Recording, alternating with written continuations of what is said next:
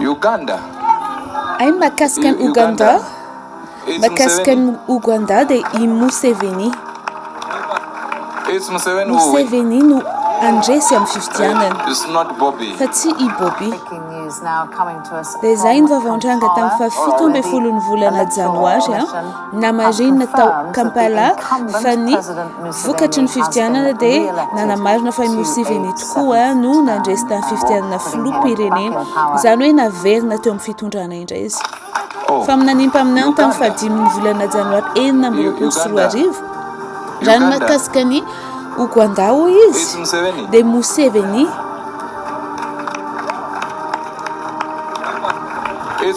Museveni no andresy amin'ny fifidianana fa tsy i Bobby.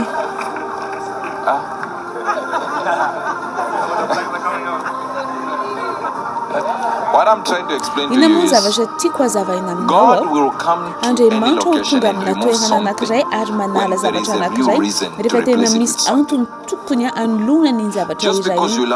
Tsy hoe satria tianao Bobby sy ny sisa dia midika hoe izay izy no maneho ny zavatra tian'Andriamanitra hitranga. Ny fahasoavana izay ankafizinao ankehitriny miaraka amin'ny Museveni amin'ny kristiana mety tsy ho eo raha miala eo izy. Ny olona amin'ny kristianisma dia mifidy miankina amin'ny zavatra afaka hohanina. Amin'izao zao raha antaniko ireo olona ireo hoe tia ny safitrinay Bobby ny safitrinay, raha antaniko izy ireo hoe firy aminareo tia amin'ny Bobby noho ny amin'ny tombotsoan'ny kristianisma. Tsisy inona zavatra ho ataontsika ana fivoriany sampitarika dia hojerevako izy roa i Bobby sy ny namanao Museveni apetraka amin'ny toerana anankiray izany dia hoantaniko an'Andriamanitra izy amin'ireo ny tsara amintsika kristiana dia hiverina aminao indray hiteny hoe ity anankiray ity. Fa amin'izao aloha amin'izao za miresaka aminao izao dia Museveni no lany eo izany. Ny zavatra hitako ihany koa zavatra mahakasika ny Uganda ty moa fa amin'aneny tamin'ny 9 volana Janoary ny tompony teny hoe mavesatra amiko ny firenena eto anoloka eto Uganda jerevako izy ny fototra fa tsy ny slogan, jerevako ny hery fa tsy ny tabataba.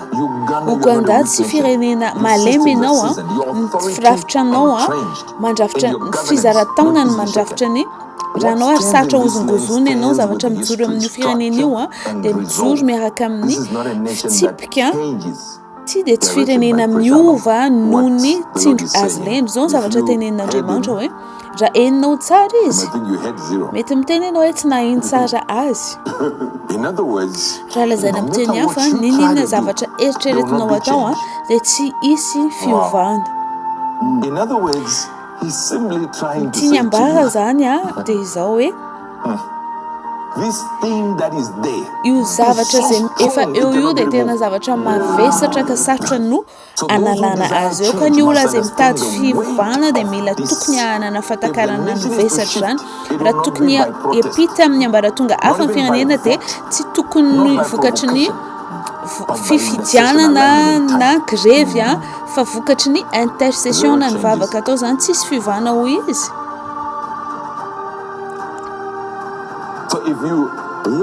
Ka raha tianao hiala eo amin'ny toerana eo zany Museveni araka ny eritreritran'Andriamanitra dia tsy hiala eo izy. Raha tianao hiala eo izy dia tsy amin'ny alalan'ny fifidianana. Miteny ve za hoe tsy manan-daza ny fifidianana? Manan-danja ny fifidianana fa Andriamanitra kosa miteny aza mifantoka ny fifidianana. Na mpanao politika raha tokony hifantoka amin'ny fifidianana fa tokony ho firenena izay hihaino ny feon'ny vavaka, feon'ny intercession. Dia izay ny vaovao-nitranga tamin'ny 17 ny volana Janoary 2024 no hamarina tao Kampala zany ny vokatry ny fifidianana hoe niverina teo amin'ny fitondrana ny filoham-pirenena teo aloha Museveni. Izany hoe araka ny naminan'ny lehilahin'Andriamanitra profeta Hubert Angel dia mipetraka araka izay naverina teo amin'ny fitondrana tokoa izy.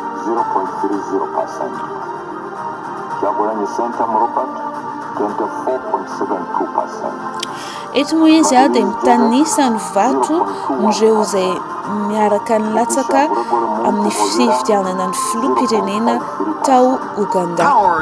Nampaherezin'ny fanahy-masina Hubert Angel milaza vaovao mialohan'ny gazety rapiso.